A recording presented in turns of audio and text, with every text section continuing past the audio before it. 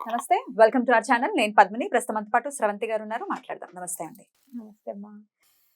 కొన్ని కొన్ని issues address చేయడానికి లేకపోతే వాటి గురించి మాట్లాడటానికి చాలా చాలా బాధాకరంగా అనిపిస్తూ ఉంటుంది. చాలా ఆశ్చర్యానికి గురి చేస్తూ ఉంటుంది. ఏంటి, ఎక్కడికి వెళ్తుంది ఈ సమాజం అని అనిపిస్తుంది. అలాగే అట్లాంటి సందర్భాల్లో ఒకవేళ చిన్న చిన్న పిల్లలు ఉంటే మాత్రం మనసుకి చాలా కష్టం అనిపిస్తుంది. ఎందుకంటే విక్టిమ్స్ అయ్యేది పిల్లలు మాత్రమే. నేను దేని గురించి మాట్లాడుతున్నానంటే, రీసెంట్గా పవిత్ర అలాగే చందు వీరిద్దరూ అటు యాక్సిడెంట్లో ఆవిడ చనిపోవటం, ఆవిడ చనిపోయిన వ్యధతో ఈయన సూసైడ్ చేసుకోవటము, అది చాలా వైరల్ అవ్వటము. ఆయనకు ఆల్రెడీ ముందే పెళ్ళై ఉండటం, అది లవ్ మ్యారేజ్ చేసుకుని ఉన్నారు. 2 పిల్లలు ఉన్నారు, చిన్న చిన్న పిల్లలు, పాప బాబు. సో ఈ ఇష్యూ అంతా అందరికీ తెలిసిందే. అసలు ఎట్లా చూస్తారు ఈ ఇష్యూని? అసలు ఈ ఇల్లీగల్ అఫైర్స్ దేనికి ఎట్లా, డెఫినెట్గా అవి సాడ్ ఎండింగ్కే వెళ్తుంది. ఎండ్ ఆఫ్ డే వాళ్ళ మనని వాళ్ళు చనిపోయారు, కానీ పిల్లల పరిస్థితి ఏంటి అన్నప్పుడే ప్రశ్నార్థకం. అసలు మొత్తం ఈ పరిస్థితిని ఎలా చూస్తారండి? చాలా బాధాకరము. ఇంకా పిల్లలు ఉన్నారు, వైఫ్ ఉంది, తల్లిదండ్రులు ఉన్నారు. ఇంకా పాపం వాళ్ళు ఎంత వ్యధ ఉంటుంది, క్షోభ ఉంటుంది. నిజంగా కంటి ముందు కన్న పిల్లలు ఏదో ఒంట్లో బాగాలేక చనిపోయారు, లేకపోతే సడన్ గా ఇట్లా ఏమైనా యాక్సిడెంట్ లో చనిపోయారంటే అది వేరే విషయము. కావాలని సూసైడ్ చేసుకోవడం అనేది చాలా పొరపాటు. అంటే మానసికంగా పరిపక్వత చెందలేదు అలాంటి వ్యక్తుల మనోభావాలని ఖచ్చితంగా అనిపిస్తుంది. అయితే నేను ఈ ఇష్యూ చూసినప్పటి నుంచి మొత్తం యూట్యూబ్‌లో అంతా వీళ్ళిద్దరి గురించే వాళ్ళ రీల్స్ రావడం అనేది ఎక్కువగా ఉంది. మనకి సజెషన్స్‌లో గూడా మనం ఎవరైనా చూసినా చూడకపోయినా ఆటోమేటిక్‌గా ఓపెన్ చేసిన వెంటనే వాళ్ళవే వస్తుంది. అయితే ఆ అమ్మాయి చేసినది ఒక రీల్ చూస్తే నేను అవాక్కయ్యాననమాట. ఎంత చక్కగా అడ్రెస్ చేస్తోందంటే పెళ్లి బంధం కంటే ప్రేమ బంధమే గొప్పది అని చెప్పి అడ్రస్ బరి తెగింపుడు మాటలు అనుకోవచ్చా? నిజంగానే, నిజంగా. అలాగే ఇంకోటి ఏంటంటే, నువ్వంటే ఇష్టం లేదు అని ఎవరైనా చెప్తే తప్పుకో. వాళ్ళు వేరే వాళ్ళని చూసుకుంటున్నప్పుడు వాళ్ళ దారిలో నువ్వు రాకు. అవి ఎట్లా అంటే ఆ మాటలు ఖచ్చితంగా ఇతని వైఫ్ ని ఉద్దేశించే చేసింది రీల్స్ అని నాకు అనిపించింది పద్మిని.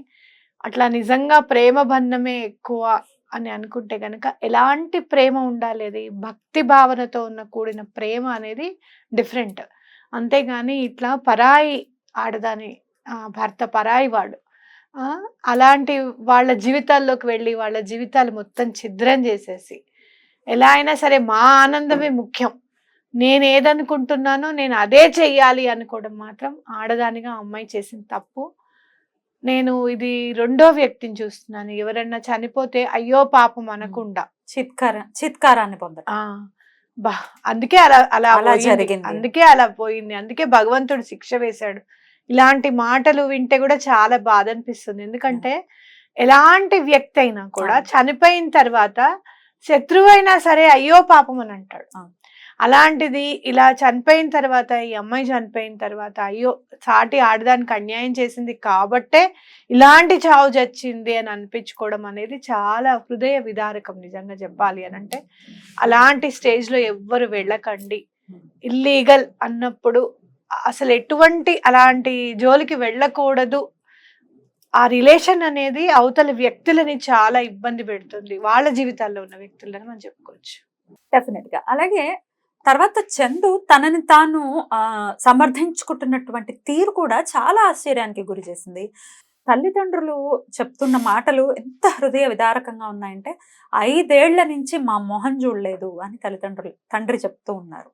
అలాగే భార్యని ఎలాగో వదిలేశారు, వచ్చినప్పటికీ ఓ 30,000 మాత్రం నెల నెలా పంపిస్తూ ఉన్నాడు తప్ప మా మొహం కూడా చూడలేదు. అసలు పైగా తను చేసిన పనిని సమర్థించుకోవటం అసలు చాలా జుగుప్సాకరంగా అనిపిస్తుంది. అసలు ఎంత అంటే ఎంత బాధ అంటే, వాళ్ళు ఎంత మంది దగ్గరికి తిరిగారో, పాపం ఇలా జరిగింది అని చెప్పి ఎవరెవరి దగ్గరికి వెళ్ళారు. ఆయన మాట విన్నావా, మందు పెట్టేసిందండి మా అబ్బాయికి అంటే. అబ్బాయి ఎప్పుడు కూడా ఇలా చేయలేదన్నమాట. అంతకు ముందు ఎప్పుడు కూడా మ్యారేజ్, లవ్ మ్యారేజ్ విషయంలో కూడా చాలా రోజులు ఆగి ప్రేమించి పెద్దలు ఒప్పుకున్న తర్వాతే పెళ్లి చేసుకోవాలి అన్న తీరులోనే పెద్దలు ఒప్పుకున్న తర్వాతే అమ్మాయిని పెళ్లి చేసుకోవడము. సో ఎక్కడ కూడా తల్లిదండ్రులకి అంతకు ముందు ఎప్పుడు కూడా ఇలాంటి వాడుగా ముద్ర అనేది లేదన్నమాట. ఈ అమ్మాయి వచ్చిన తర్వాతే మారిపోయాడు. అంటే అంత మనిషిని మీరు ఒక్కటి గుర్తుపెట్టుకోండి, ఒక్కసారి ఇల్లీగల్ రిలేషన్లోకి వెళ్ళిన తర్వాత అది ఆడవాళ్ళైనా సరే మగవాళ్ళైనా సరే గిరి గీసి నుంచోబెడుతుంది ఆ ఇల్లీగల్ రిలేషన్, బయటికి రానివ్వదు. ఎందుకు అనంటే చేసేది తప్పు అని చెప్పి తెలుసు. Yeah. ఎవరు చెప్తే ఆ ప్రభావితం అవుతారేమో, మన చేతుల్లోంచి జారిపోతారేమో అన్న భావన వాళ్ళకు ఉంటుంది. కాబట్టి వీళ్ళని ఎక్కడికి ఎవరి దగ్గరికి వెళ్ళనివ్వరు, ఎవరితోనూ మాట్లాడనివ్వరు. నేను చాలా సందర్భాల్లో నువ్వు మీ ఆవిడ దగ్గర పడుకున్నావా, ఏది నాకు వీడియో కాల్ చేయ అంటారట. What? కలిసి పడుకుంటున్నావా, రూమ్లోనే ఉన్నారా, మీ ఆవిడ పక్కనే ఉందా, నువ్వు వేరే రూమ్లో పడుకుంటున్నావు అంటే వీళ్ళు వీడియో కాల్ చేసి చూపిస్తారు. లేదు నేను ఒక్కడనే ఉన్నాను మా ఇంట్లో నా బెడ్రూమ్లో, మా ఆవిడతో నేను పడుకోవడం లేదు, ఇద్దరం ఒక దగ్గర లేదు, విడివిడిగానే పడుకుంటున్నాము, పిల్లలతో తను పడుకుంది, నేను ఇక్కడ ఉన్నానని చెప్పి వీడియో కాల్ కూడా చేసి చూపించాల్సిన సందర్భాలు ఉంటాయి.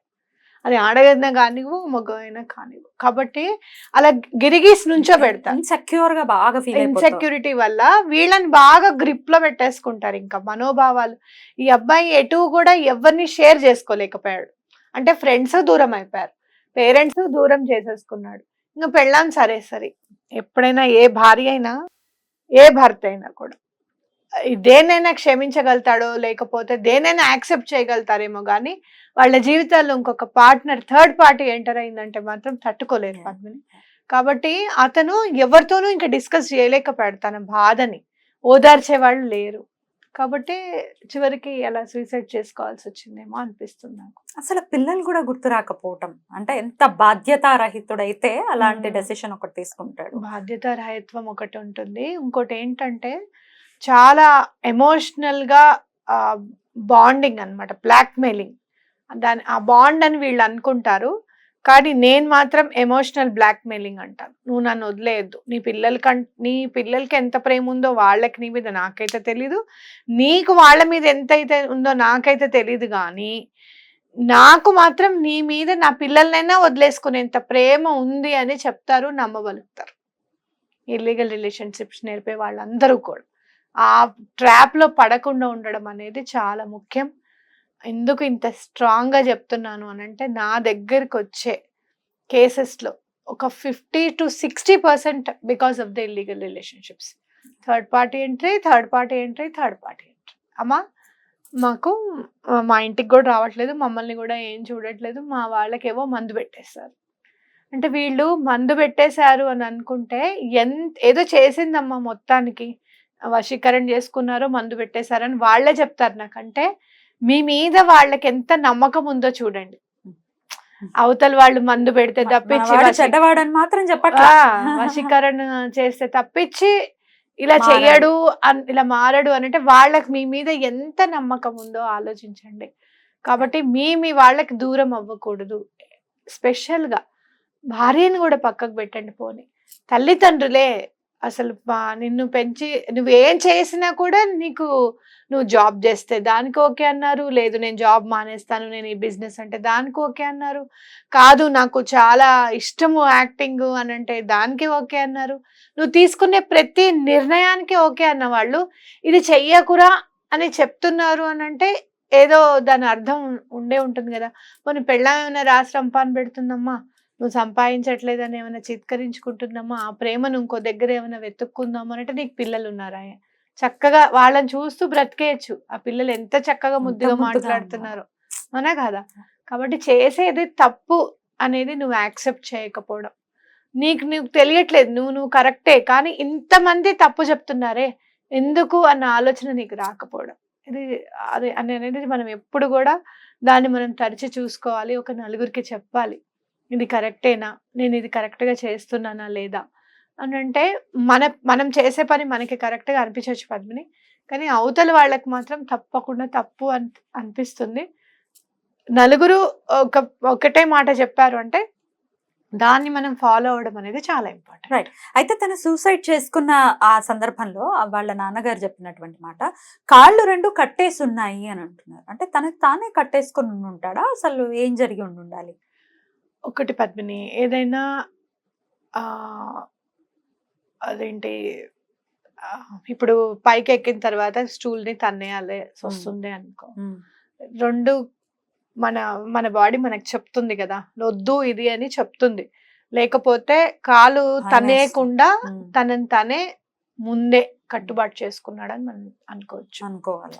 ఎందుకంటే 2 కాళ్ళు ఉన్నాయనుకో, ఏదో ఒక కాలు ఏమైనా హెల్ప్ తీసుకున్నా కూడా ఇట్ విల్ నాట్ హ్యాపెన్ కదా. ఉమ్, సో అట్లా వద్దు అసలు ఎటువంటి పరిస్థితుల్లోనూ చనిపోవాల్సిందే అని చెప్పి తనకి తాను రెమెడీస్ ముందే అన్నమాట.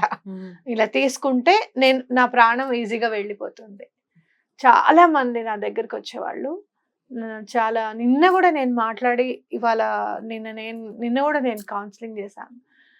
చాలా మంది ఏమంటారు తెలుసా, అసలు ఎంత ఈజీగా సూసైడ్ చేసుకోగలుగుతాము అని చెప్పి వాళ్ళు నేను వెతికామండి Net లో సర్చ్ search ఇంజిన్ లో అని అంటారు. without నాకు painless ఆ? వితౌట్ పెయిన్లెస్ స్పీడ్ గా వెళ్ళిపోవాలి, ఎవరు చూసే లోపల నా ప్రాణం వెళ్ళిపోవాలి అని చాలా ట్రై చేస్తున్నానండి. ఆ ధైర్యం రావట్లేదు అని కూడా చాలా మంది కాల్ చేస్తారు. నేను నైట్ లేట్గా పడుకోవడానికి కారణం కూడా ఇదే. వాళ్ళకి చెప్పి ఇలా చెయ్యొద్దు, ఎటువంటి పరిస్థితుల్లోనూ ఒక్క గంట సేపు ఆలోచన చెయ్యండి. ఇప్పుడు తల్లిదండ్రులు ఉన్నారనుకో, ఏమైనా అప్పుల బాధలు ఉన్నాయి, చనిపోతే ఆ పిల్లల్ని ఎవరు చూస్తారు? ఎవరు చూడరు. ఇంకా గట్టిగా చెప్తున్నాను, ఎలాంటి పాపాత్ములో ఏం పాపం చేసుకున్నారో తల్లిదండ్రులను మింగేశారని చెప్తారు. ఇంకా వాళ్ళు ఎంత విక్టిమ్ గా మారిపోతారు. ఆ. సొసైటీ మీద వాళ్ళకి ఎట్లాంటి ఇంపాక్ట్ ఇంపాక్ట్ ఉంటుంది. అది చాలా కష్టం చాలా నిజంగా కష్టం. చెప్పాలి. నిజంగా ఆ పిల్లలు భవిష్యత్తు బాగుండాలని కోరుకోవటం మినహాయిస్తే ఈ ఎపిసోడ్ లో మనం మాట్లాడుకోవాల్సింది ఇంకేం ఉండదేమో. కానీ ఇప్పుడు ఇది మాట్లాడడానికి ప్రధానమైనటువంటి కారణం, ఒకవేళ ఆల్రెడీ ఇల్లీగల్ రిలేషన్స్ లో ఉన్నారు, బట్ లోపల నుంచి ఖచ్చితంగా ఒక వాయిస్ వినపడుతుంది, వద్దు, what your doing is wrong అనేది ఖచ్చితంగా చెప్తుంది. బట్ దాన్ని నోరు నొక్కి ఆ ఇల్లీగల్ రిలేషన్స్ లోకి ఖచ్చితంగా వెళ్తారు. ఒకవేళ మనసుని కంట్రోల్ చేసుకోలేనటువంటి పరిస్థితుల్లో ఉంటే తమని తాము ఎలా కంట్రోల్ చేసుకోవాలి? చేసే పని. అందుకనే భగవంతుడు మనకి అట్లాంటి మర్యాద పురుషోత్తముడిని పరిచయం చేశాడు. ఆయనే మర్యాద పురుషోత్తముడుగా మన నడయాడారు నిజంగా శ్రీరామచంద్రమూర్తి. ఒక్కసారి ఆయన ఘట్టం ఒక్కసారి ఇట్లా కళ్ళు మూసుకుంటే రామాయణం మొత్తం ఈ చివరి నుంచి ఆ చివరి వరకు మనకు కనిపిస్తుంది పద్మిని. ఒకవేళ చదివి ఉండుంటే తెలుసుకున్నాం కూడా. లేదు, మీరేమైనా ఇతర వర్ణాల వాళ్ళు ఎవరైనా అయి ఉండొచ్చు, ఇతర మతాలకు చెందిన వాళ్ళైనా అయి ఉండొచ్చు. ఒక్కసారి నేను ఎవరికి అన్యాయం చేస్తున్నాను అని గనక నువ్వు ఒక్కసారి క్వశ్చన్ మార్క్ వేసుకుంటే నీకు నువ్వే అన్యాయం చేసుకుంటున్నావు. అర్థమైందా? భార్య పిల్లల్ని ఇవన్నీ వదిలేసాయి, నీ పేరుని నువ్వే పాడు చేసుకుంటున్నావు. కాబట్టి అది తప్పకుండా. కానీ బయటికి రాలేని వాళ్ళు ఉన్నారు పద్మిని, నాకు ఇష్టం లేదండి, మేము అనుకోకుండా ఇందులోకి వచ్చేసామని అంటారు, మాకు భయంగా ఉంది, ఒప్పుకుంటారు. అలాంటప్పుడు స్నేహితుల సహాయం తీసుకోండి. లేదు, ఏదైనా ఇట్లా సోషల్ యాక్టివిటీకి సంబంధించిన వాళ్ళు ఉంటారు, వాళ్ళ హెల్ప్ తీసుకోండి. మేము ఇలా బయటకు వచ్చేయాలనుకుంటున్నామని. సైకాలజిస్ట్ ని కలవండి. లేదు ఇంకా వాళ్ళు ఏమైనా బెదిరిస్తున్నారంటే నువ్వేమన్నా చేసుకో, నేను మా వాళ్ళ దగ్గరికి వెళ్తాను, వాళ్ళు నన్ను యాక్సెప్ట్ చేస్తారు, నన్ను ఇలా బెదిరిస్తున్నారు అని చెప్పి మీ వాళ్ళకి చెప్పండి. ఇప్పుడు చందు చేసింది కూడా నాకు బాధ అనిపిస్తుంది, నేను ఉండలేకపోతున్నాను అని ఒక్కసారి భార్య దగ్గర. ఆ అమ్మాయి పాపం ఇక్కడే ఉండని కూడా చెప్పిందిట, మా బాగైంది ఇప్పుడు అర్థమైందా నీకని కూడా అనలేదుట వైఫ్. ఏమొద్దు, నా మాట విని ఇక్కడే ఉండు అని అంటే వెళ్ళి బట్టలు కూడా తీసుకొచ్చాడట మళ్ళీ. అయినా కూడా ఆ బాధని, అంటే నాకేమనిపిస్తుంది అంటే నేను వీళ్ళందరినీ కాదనుకున్నాను, నేనేం సాధించగలిగాను, ఒక గిల్ట్ కూడా ఉందేమో మనసులో. ఆ గిల్ట్ అనేది ఒక్కసారి పశ్చాత్తాపం అనేది ఆవహించింది అనుకో, పక్కన ఎవరైనా ఉండాలి పద్మిని. లేకపోతే చెప్పుకునే వాళ్ళు లేకపోతే అది డిప్రెషన్ లోకి మారడానికి ఎంతో సమయం పట్టదు. డెఫినెట్లీ తప్పు చేస్తారు, మనిషి అన్నాక తప్పు చేస్తారు, దాన్ని రియలైజ్ అయ్యి ఎలా క్షమాపణ ఖచ్చితంగా కోరుకోవాలి కదక్క, తప్పకుండా కోరుకోవాలి. ఇంకా నా దగ్గరకు ఒక కేసు వచ్చింది పద్మిని, అదైతే మాత్రం ఆశ్చర్యంగా ఉంటుంది. నేను ఇట్లా వేరే కంట్రీకి వెళ్ళిపోదలుచుకున్నాను, నాకు పిల్లలు ఉన్నారు, మా హస్బెండ్ ఇక్కడ లేకపోవడం వల్లనో లేకపోతే వైఫ్ లేకపోవడం వల్లనో, మీరు ఆలోచించుకోండి. ఇంకా జెండర్ నేను చెప్పను, నేను స్పౌజ్ అక్కడ ఉన్నారు, ఇక్కడ వీళ్ళు ఉన్నారు. ఇట్లా నేను మర్చిపోలేకపోతున్నాను ఆ వ్యక్తిని. అతన్ని ఇప్పుడు నువ్వు వెళ్ళిపోతున్నావు కదా అని చెప్పి అతను ఆమె నేను ఇక నిన్ను కలవను, ఎట్లాగో మనం కలవం కాబట్టి అని చెప్పడం జరిగింది. ఈ ఉన్న 2 నెలలన్నా నాతో గడిపేటట్టుగా మీరేమైనా చేయగలుగుతారా అని అడిగారు. నేను చెప్పా, చాలా అదృష్టవంతులు మీరు, ఇలాంటి ఇల్లీగల్ రిలేషన్షిప్ నేర్పారు. పక్క వాళ్ళకి ఎవరికి తెలియలేదు ఇప్పటి వరకు, మీ వాళ్ళకి ఎవరికి తెలియలేదు, మీ జీవిత భాగస్వామికి ఇంకా అసలు తెలియలేదు. వాళ్ళంతటి వాళ్ళే మీ జీవితం నుంచి తప్పించుకున్నారు. ఓ 1,00,000 ఇయ్యో 2,00,000 ఇయ్యో అని చెప్పి మిమ్మల్ని బ్లాక్మెయిల్ చేయకుండా, ఎలా నువ్వు రాకుండా ఉంటావు, అదర్ కంట్రీస్ నుంచి 6 నెలలకు ఒకసారి నా దగ్గరికి రావాల్సిందే నువ్వు అనకుండా, ఇలా ఏమీ చేయకుండా మిమ్మల్ని పక్కకు పెట్టారు, వాళ్ళు పక్కకి వెళ్ళిపోయారు అంటే ఏదో జన్మలో మీరు అదృష్టం చేసుకొని ఉన్నారు. కాబట్టి అది భగవంతుడి దగ్గర ఈ తప్పు నేను ఇంకా చెయ్యను అని 2 చేతుల దండం పెట్టి మర్చిపోవడానికి ప్రయత్నం చేయండి. అంటే కాదండి అట్లా కాదు అని అంటే, ఇలాంటివి జరగవు నా దగ్గర, మీరు ముందు ఫోన్ పెట్టేసేయండి. చెప్పేంత వరకు నేను చెప్పాను, ఒక పెద్ద మనిషిలాగా, లేకపోతే ఒక మధ్యవర్తి లాగా, ఒక కౌన్సిలర్ గాను చెప్పాను. వినకపోతే ఎవ్వరు మాత్రం మీ జీవితాన్ని మీరే నాశనం చేసుకుంటున్నారు అనేది మాత్రం గుర్తుపెట్టుకోండి అని చెప్పడం జరిగింది. కాబట్టి ఎవరైనా కూడా ఇలాంటివి ఏమన్నా వస్తే కనుక, ఇల్లీగల్ రిలేషన్షిప్స్ లో ఉన్నారు, అనుకోకుండా వాళ్ళు దూరం అయ్యారు, అది చావే దూరం చేసిందో లేకపోతే మామూలుగా వాళ్ళంతటి వాళ్ళే దూరం అయ్యారో, ఉన్న పెళ్ళాం పిల్లల్ని మర్చిపోకండి, అలాగే తల్లిదండ్రులను మర్చిపోకండి. ఎటువంటి పరిస్థితుల్లోనూ ఇలాంటిది మళ్ళీ జరగదు అని చెప్పి వాళ్ళకి నమ్మించి వాళ్ళ హెల్ప్ తీసుకోవడానికి ప్రయత్నం చేయండి. తప్పకుండా. లేదు అంటే మనకి కాల్ చేసినా పర్వాలేదు, మనమన్నా ఫోన్ లో కౌన్సిలింగ్ చేసి వాళ్ళ పేరెంట్స్ తో మాట్లాడి, వాళ్ళ వైఫ్స్ తోను వాళ్ళ హస్బెండ్స్ తోను మాట్లాడి ఒకంత మనం సహాయం చేయడానికి కూడా ముందుంటాం. తప్పకుండా. రైట్ అండి. Thank you so much. నమస్తే.